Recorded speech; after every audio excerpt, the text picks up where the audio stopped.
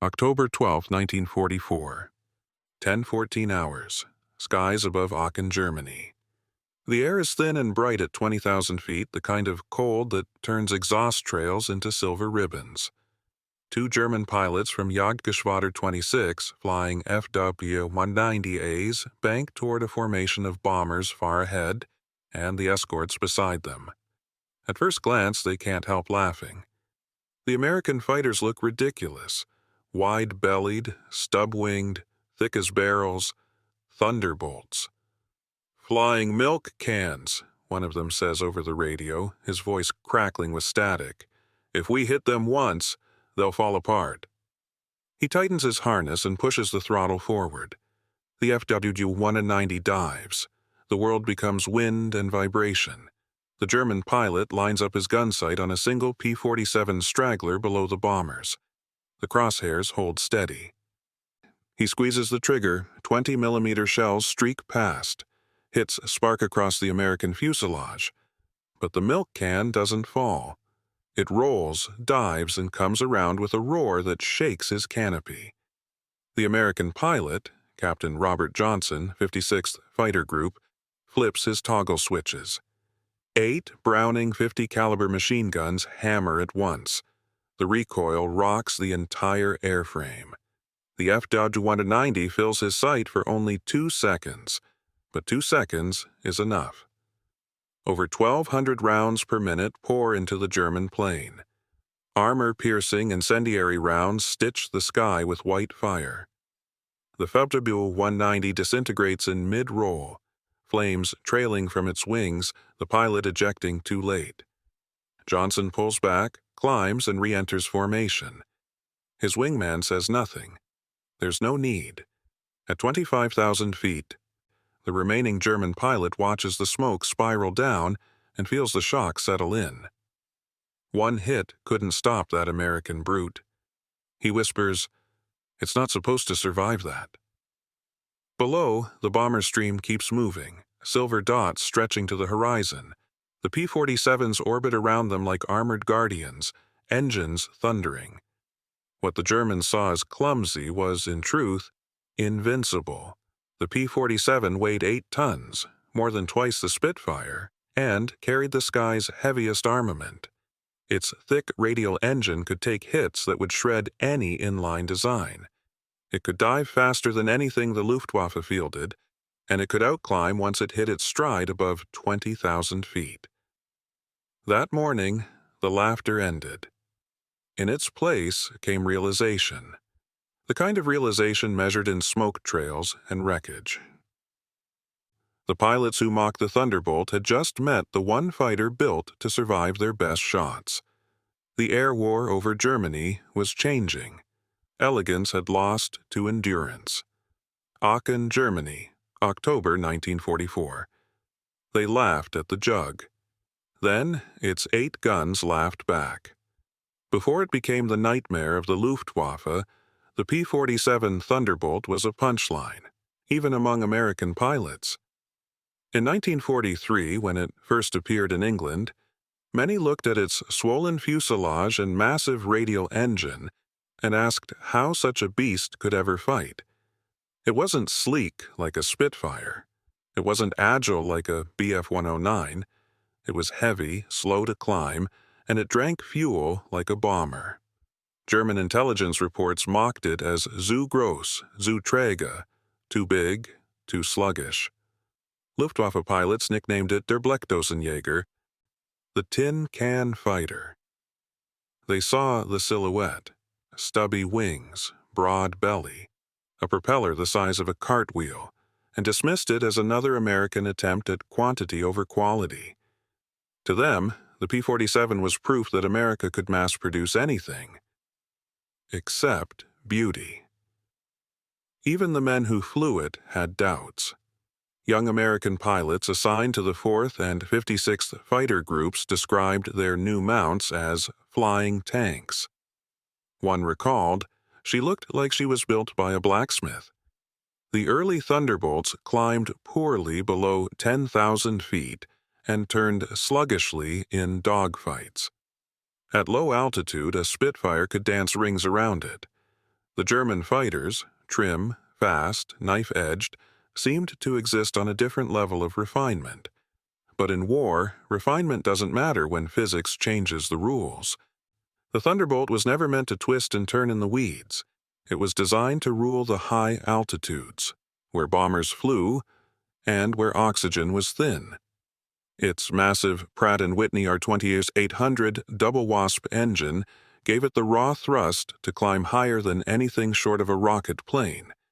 Its turbo supercharger, a massive, complex system buried deep in its fuselage, compressed air so efficiently that it could chase bombers at 30,000 feet without losing power. What seemed like bulk was actually armor. The P-47's thick skin and robust frame made it nearly indestructible. Its cockpit sat inside a protective bathtub of steel plates. Enemy shells could rip through wings and oil lines, and the Jug would still limp home. Stories spread through airfields of Thunderbolts landing with half a tail, one wing riddled, or holes big enough to crawl through. The milk can was turning out to be a fortress. And then there were the guns, 8 Browning 50 caliber machine guns, each firing 750 rounds per minute. The P-47 carried over 3,400 rounds in total. When it opened fire, it filled the sky with lead and flame. German fighters used 20mm cannons with slower rates of fire and limited ammunition. The Jug used speed and volume, turning every engagement into a wall of destruction. By mid-1943, the U.S. and Army Air Forces began to see what the Luftwaffe didn't. This wasn't a dueling weapon, it was an industrial weapon. Built in the same rhythm as the Sherman tank, mass-produced, over-engineered, and easily serviced, the Thunderbolt was born for an air war measured in thousands of sorties, not single dogfights. What German pilots mistook for clumsiness was endurance. What they saw as excess weight was protection. And what they called it overgunned was simply preparation for the numbers ahead. The Thunderbolt wasn't built for elegance. It was built for inevitability. And within 18 months, the pilots who mocked it would see that inevitability close around them, at altitude, at range, and at speeds they couldn't match. The joke was ending. The laugh belonged to the Jug. Farmingdale, Long Island, 1941. In a sprawling complex of steel and glass, Republic aviation engineers worked under the leadership of a wiry Georgian émigré named Alexander Kartveli. He'd fled Europe's chaos once before, from the Red Army, from fascism, from ruin, and now he was determined to build something that could destroy those same forces from the sky. Kartveli's design philosophy broke every rule of pre-war aircraft building. He didn't care about elegance or thin wings. He cared about power, altitude, and survivability. His earlier plane, the P-43 Lancer, had potential but lacked endurance. For his next project, he built upward, not outward. He needed an engine so massive that it would make the airplane seem absurd. The Pratt & Whitney R2800 Double Wasp, an 18-cylinder, 2,000-horsepower monster that weighed as much as a small car. To feed it, he buried a turbo supercharger the size of a bathtub deep in the fuselage, connected to a maze of ducting and exhaust lines. Most engineers would have walked away from such complexity. Kartveli doubled down. The result was a plane that could climb to 30,000 feet, while still delivering full power, something no German fighter could do for long. Republic's engineers had to rethink everything. New cooling systems, thick armor plating, an oversized propeller, and a cockpit built like a fortress. Even the pilot's seat sat inside a semi-armored tub. The plane's nickname, Jug, wasn't meant as praise, but it fit. Heavy, round, and built to take punishment. In 1942, as America's industrial might shifted into wartime rhythm, the Republic factory transformed into a mechanical symphony. Trains brought in raw aluminum by the ton. Assembly lines stretched for half a mile.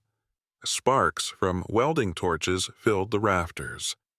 By 1943, one P-47 rolled off the line every 90 minutes. The production model, the P-47D, was pure Detroit in philosophy, more horsepower, more armor, more guns, and none of the fuss. Its thick fuselage carried 305 gallons of fuel internally, with the option for drop tanks that extended its range beyond 800 miles.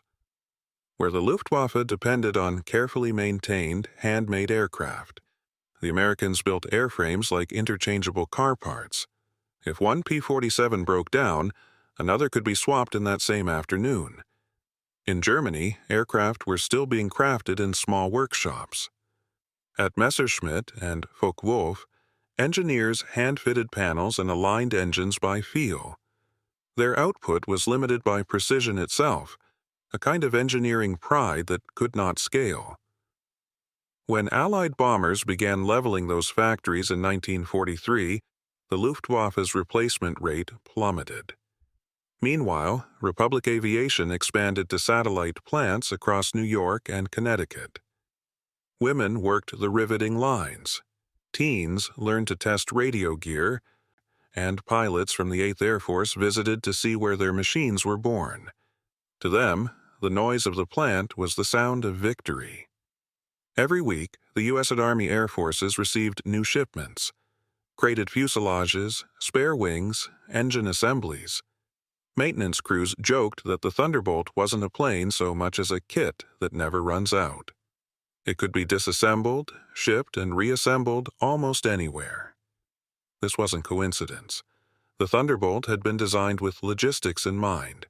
Fuel lines standardized, wiring color-coded, instruments duplicated across models. Even the machine guns were arranged to allow rapid barrel swaps. The result was not just an aircraft, but a system, a flying embodiment of the American production line. Germany built fighters that could win duels. America built fighters that could win wars. By the end of 1943, Republic's output had surpassed the total yearly production of Focke-Wulf. The Jug's growl echoed from Britain to Sicily. Its shape became the shadow over every Luftwaffe airfield. Kartvelli's monster had come to life, and soon the world would hear its thunder. The Luftwaffe once believed it could win through finesse, fewer, better machines flown by the best trained men.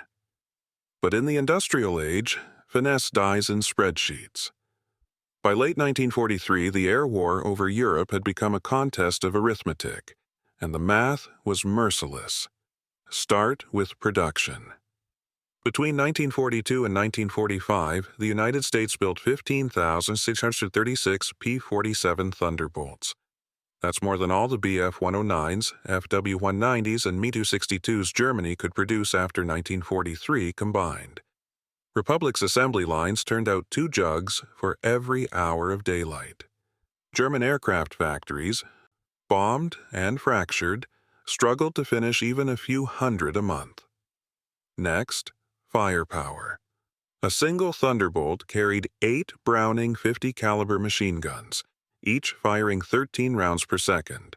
Multiply that by 48 fighters, a standard group strength, and you get over 13,000 rounds per minute of high-velocity firepower.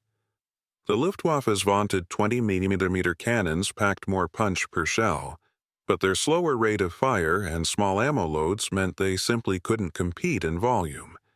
In combat, the sky itself became a curtain of tracers whenever the jugs opened up. Now, survivability.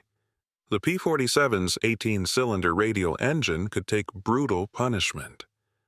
Many pilots returned home with pistons shot out, oil streaming across the canopy, or entire cylinders missing.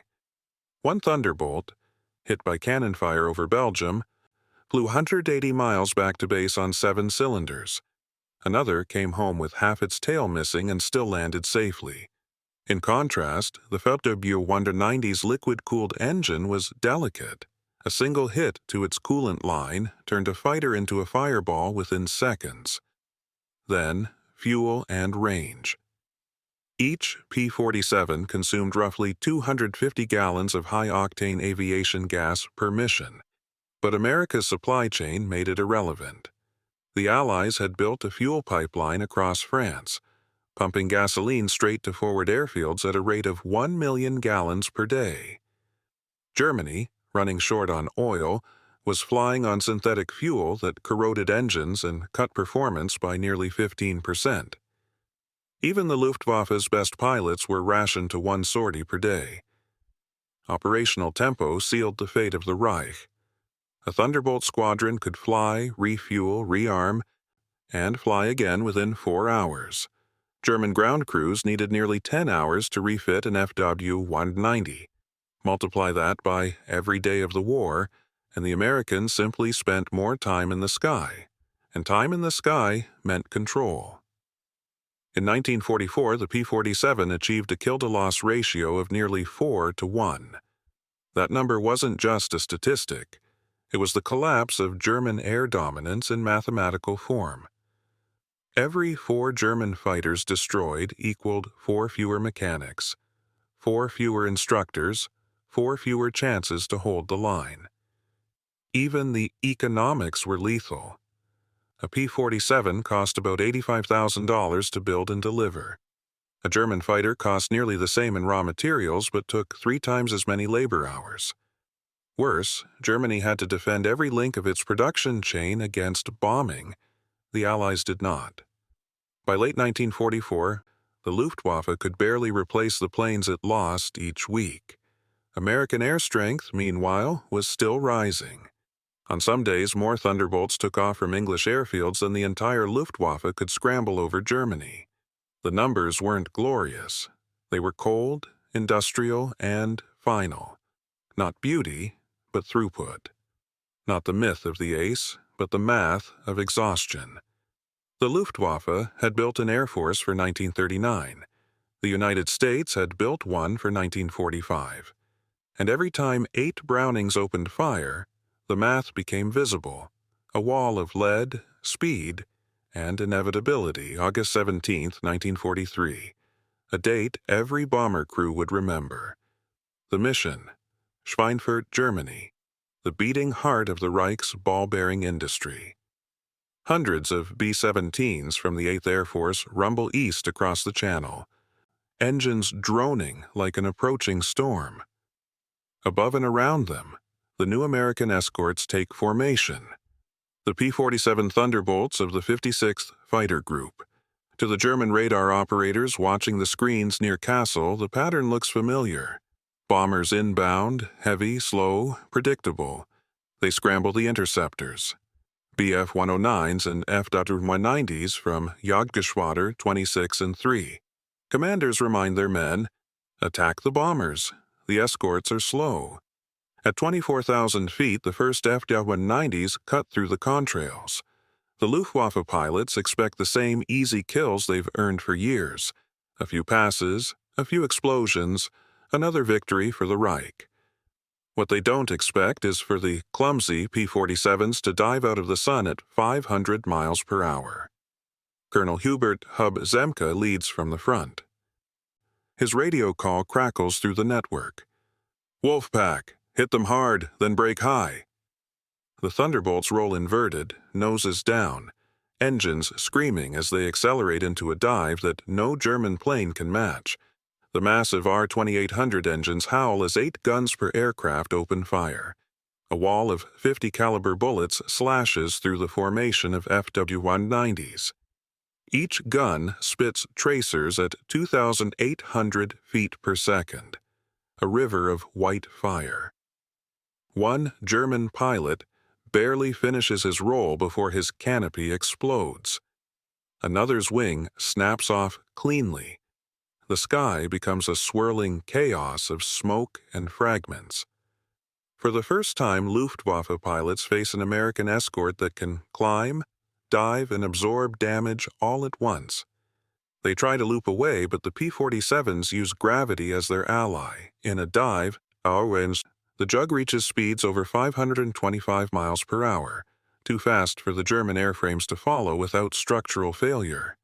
The Germans have to pull out early. The Jugs keep diving until they're beneath the bombers, then climb again like thunder returning from below. Over the radio, a voice breaks through the static. This isn't supposed to happen. They're too fast. The Americans press the advantage. A single Thunderbolt fires for 2 full seconds.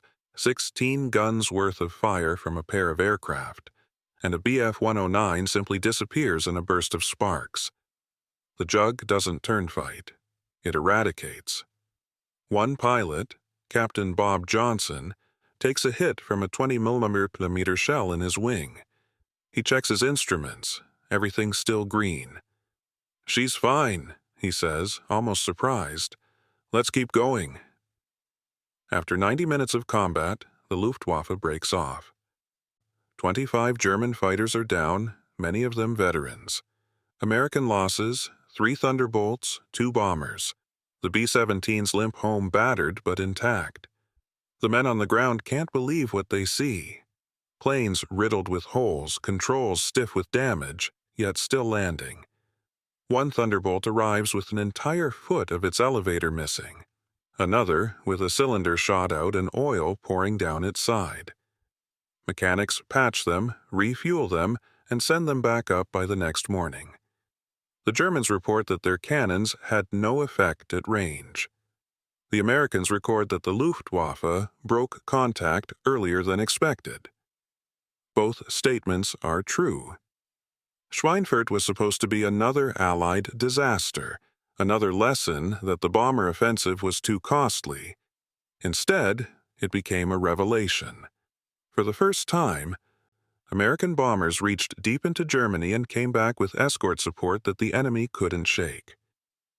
The P-47 proved that war in the air was no longer about elegance or turn radius. It was about altitude, firepower, and endurance. The Luftwaffe had entered the fight expecting a duel. The Americans had brought a factory with wings. When the mission debrief ended, Hub Zemke said it flatly: "We didn't win on skill. We won on horsepower and bullets." Schweinfurt had been defended by Germany's best, and they had been erased by arithmetic.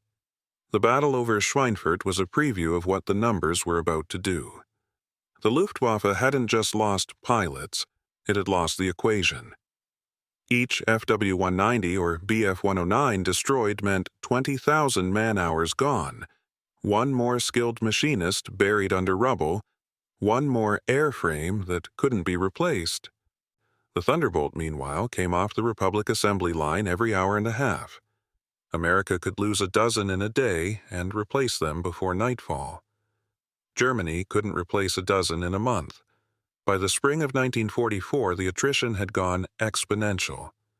In January alone, the Luftwaffe lost 1,749 fighters, nearly a third of its front-line strength. Training schools tried to compensate, cutting courses from 9 months to 3. Pilots were being sent to the front with barely 110 hours of flight time. Against veterans from the 56th Fighter Group, they might survive one mission. Fuel was the next hemorrhage. Allied bombers targeted the synthetic oil plants at Luna, Pölitz, and Merseburg. Within weeks, output fell by 80%. Fighter groups received barely enough aviation fuel for one sortie a day, some only every other day. Even when the planes were repaired, they simply couldn't fly. Meanwhile, Thunderbolts were burning oceans of gasoline delivered through pipelines, tankers, and the endless convoys of the Red Ball Express. A single P-47 squadron in France used more fuel in 1 week than an entire Luftwaffe air division. The American war machine ran not on courage but on octane and math. The Luftwaffe's kill reports still looked impressive on paper.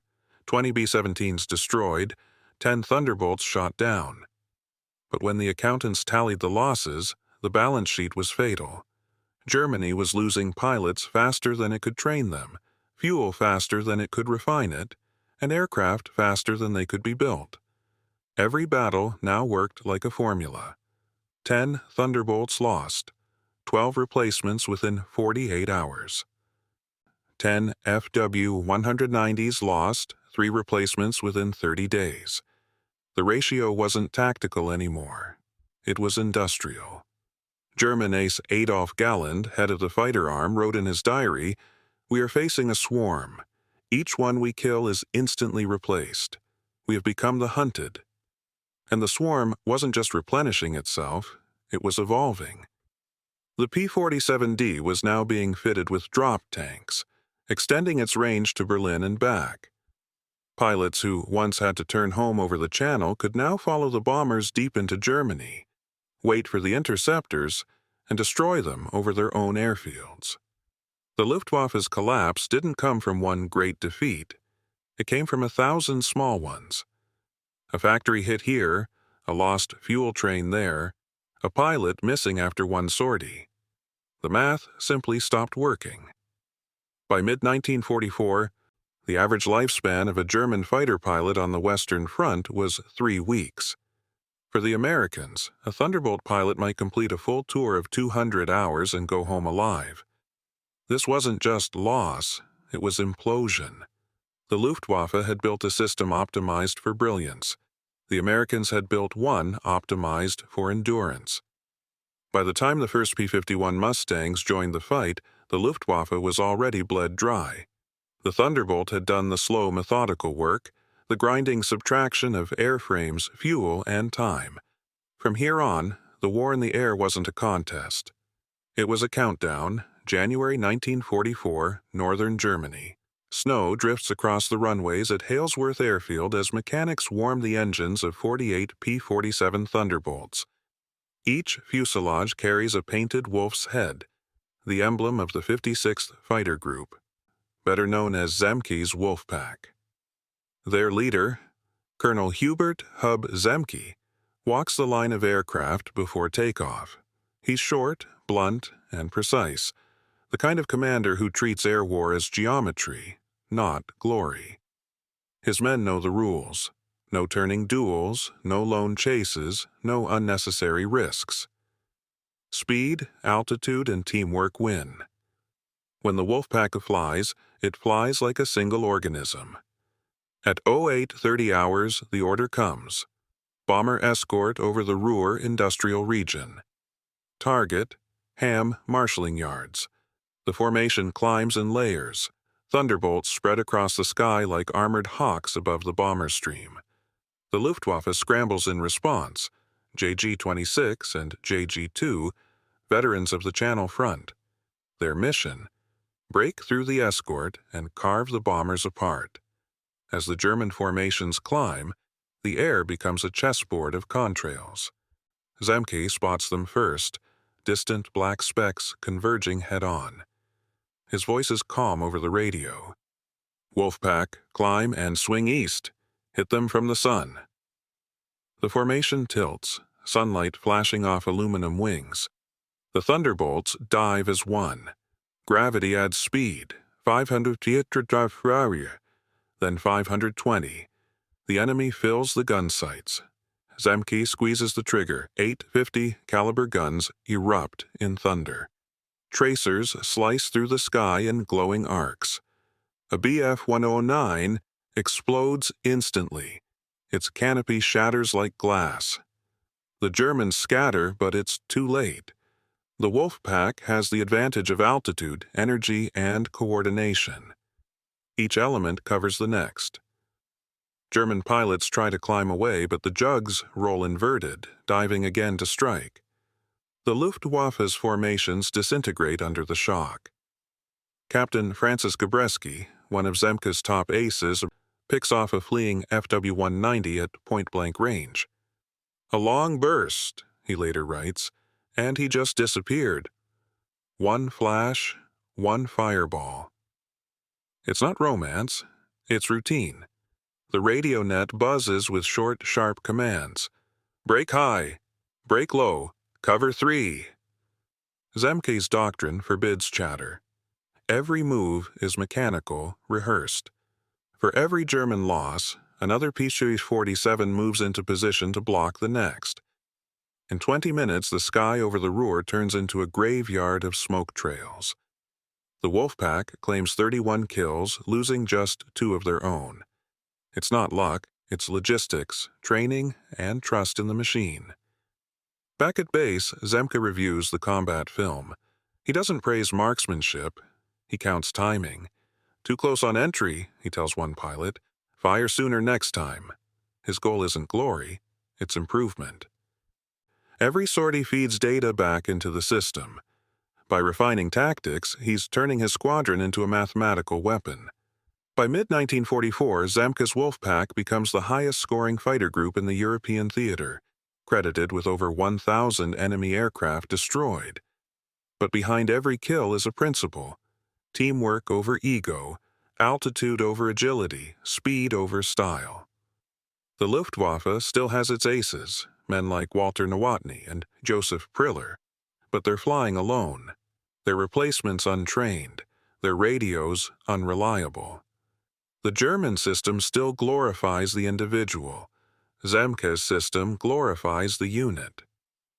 It's the same contrast that defines the entire war. One side fights as craftsmen, the other fights as engineers. When the mission reports reach Allied command, a single line stands out: enemy formations disrupted before attack reached bombers, escort effective. The language is clinical, but the meaning is absolute. The Luftwaffe had once ruled the sky through precision and fear. Now, precision belonged to the Americans, not in craftsmanship, but in coordination. Zemke's Wolfpack proved that a squadron could operate like an assembly line. Synchronized, repeatable, unstoppable. Above the Ruhr, the wolves had hunted as one, and Germany's air war had begun to bleed out for good. April 1945. The war's last act. Germany's cities are smoking ruins, and the once proud Luftwaffe is down to a few squadrons scattered across makeshift airstrips. Yet in those final months, a new shape cuts across the sky. Sleek, silver, almost alien, the Messerschmitt Me 262, the world's first operational jet fighter. The Me 262 carries the last hopes of the Reich. On paper, it's unstoppable: 540 miles per hour, twin-jet engines, 4 30-30mm cannons. Hitler calls it the Wunderwaffe, the miracle weapon that will turn the tide. And for a brief moment, the Germans believe it. At Lechfeld Air Base near Munich, Luftwaffe pilots prepare for takeoff.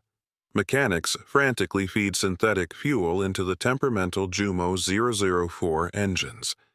Each jet takes nearly 10 minutes to reach full thrust. On the horizon, thunder grows, a formation of P-47 Thunderbolts from the 404th Fighter Group, patrolling the area ahead of advancing U.S. ground forces. The radar picks up movement. The Germans rush to scramble. But the jets are slow to launch. Their engines flame out if throttled too quickly. As the first Me 262 starts its takeoff roll, the sky erupts. The Thunderbolts dive from 10,000 feet, sunlight flashing off their wings. Captain Walter Beckham leads the attack. "Hit the strip before they lift," he calls over the radio. The P-47s dive at 450 miles per hour, dropping 500-pound bombs and firing 8-gun bursts down the runway. The first Me 262 explodes before its landing gear retracts. A second jet, just airborne, tries to bank away but meets a torrent of tracers that tear its fuselage open mid-climb. When the jugs pull out, the airfield is a cratered wasteland. 3 jets burn on the ground, 2 more destroyed in the air. In less than 5 minutes, America's obsolete piston fighters have wiped out the enemy's most advanced technology. The secret lies not in speed, but in numbers. The Luftwaffe has fewer than 200 Mi-162s operational, and less than half can fly at any given time. Each jet takes 12 times longer to maintain than a Thunderbolt, and every flight risks catastrophic engine failure. The 404th Fighter Group alone fields more aircraft than Germany's entire jet fleet. Later that afternoon, the surviving Mi-262s attempt revenge. They climb high, using their superior speed to slash through a formation of Thunderbolts. One jet dives, firing a burst that rips through a P-47's wing. But the jug doesn't fall apart. It steadies, smoke trailing, still firing back. The jet flashes past, too fast to turn. The P-47 banks, dives, and catches it in its landing pattern minutes later. The result is inevitable. 8 .50 caliber guns, 1 long burst, and another silver jet disintegrates into fire. The myth of the invincible jet dies in its own exhaust. Speed means nothing without fuel, spares, or pilots. The Thunderbolts refuel, rearm, and fly again the next morning. The Me-262s, grounded for repairs, never leave the tarmac. A captured German officer later admits, "The jets could outrun them, but we couldn't outrun production." By May, the Luftwaffe is gone. Jet squadrons that promised a new age of air power have become wrecks scattered across German airfields. In contrast, P-47s now fly low-level ground attacks, destroying trains, tanks, and anything that still moves. The Jug becomes the last sound German troops hear before surrender, that deep, throaty roar of the R-28-800, followed by a storm of machine gun fire. The Me-262 was the weapon of a dream. Elegant, fast, doomed. The Thunderbolt was the weapon of a system, loud, brutal, endless. One symbolized desperation, the other, inevitability. When the smoke clears, the math stands unchanged. 8 Brownings, 15,000 Jugs, and 1 vanished Luftwaffe. The jet came too late. The Jug never stopped coming. By the spring of 1945, the war in Europe had been decided long before the final surrender. It wasn't decided by dogfights or by aces. It was decided by the hum of assembly lines, the rhythm of engines, and the thunder that refused to fade. The P-47 Thunderbolt, the clumsy Jug that everyone laughed at, had become the symbol of industrial victory in the air. When the statistics were tallied after the war, they didn't read like a romance. They read like a factory ledger. 15,636 Thunderbolts built. More than 3,700 Luftwaffe aircraft destroyed in the air, another 9,000 on the ground.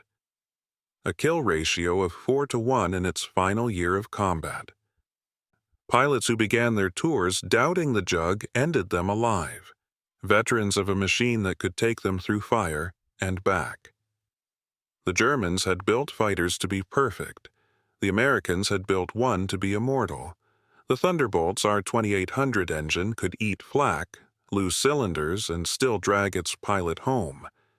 Its heavy frame could absorb hits that would tear other fighters apart. Its 8 .50 caliber guns spat an unbroken wall of lead that no aircraft, not the Bf-109, not the FW-190, not even the Me-262, could fly through and survive. The Luftwaffe pilots who once mocked its shape ended the warfighting ghosts. Their airfields were cratered, their fuel gone, their replacements half-trained boys with no chance to live out a week. The sky over Germany belonged to the Jug, to the Mustang, to the endless hum of Allied industry. The roar of the R-2800 had become the sound of inevitability. When Patton's armored columns rolled east, they moved beneath a ceiling of Thunderbolts. Each column had its own guardian flight. Tank killers, train hunters, bridge destroyers. The Jug had become more than a fighter. It was an airborne artillery piece, the industrial hammer that smashed the Reich from above. In the end, what Germany had seen as clumsy had simply been honest. The Thunderbolt never pretended to be elegant. It was raw power made visible, a flying declaration that in total war, the side that repairs faster, flies longer, and builds more always wins. At the war's end, hundreds of Jugs were parked wingtip to wingtip on French airfields, engines silent at last. Mechanics walked among them, patched, scarred, bullet-dented machines that had done their job. Some were to be scrapped, some sold for pennies. But to the men who had flown them, they were iron angels. One pilot wrote in his diary before returning home, "They laughed at the Jug. They're not laughing anymore." That was the verdict of the air war. Not beauty, not agility, but endurance. Not the duel, but the system. The Germans had perfected design. The Americans had perfected repetition. And repetition won the sky.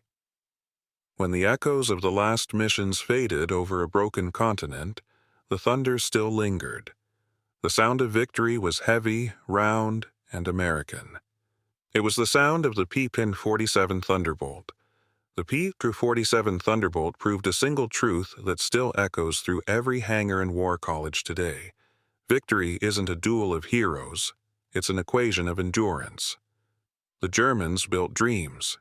The Americans built deadlines. And in that difference, the Luftwaffe disappeared. From Schweinfurt to Bastogne, from the Ruhr to Berlin, the Jug became the blunt instrument of inevitability, a flying tank powered by the same logic that turned Detroit into a war machine. It didn't win by grace or glamour, but by being there. Always there. Its 8 Brownings fired the soundtrack of collapse. Its radial engine hummed the math of victory. And when the smoke cleared, one phrase remained. They laughed at the Jug until its guns laughed back. But while the Thunderbolt was the hammer, another American weapon was already rewriting the rules of air combat. Faster, sleeker, stranger. 2 engines, twin booms, a cockpit suspended like an arrowhead between them. It could climb on one engine, dive through cloud, and stalk at range. The Lockheed P-38 Lightning, the first American fighter to escort bombers to Berlin, the killer of Yamamoto, the aircraft that turned precision into geometry.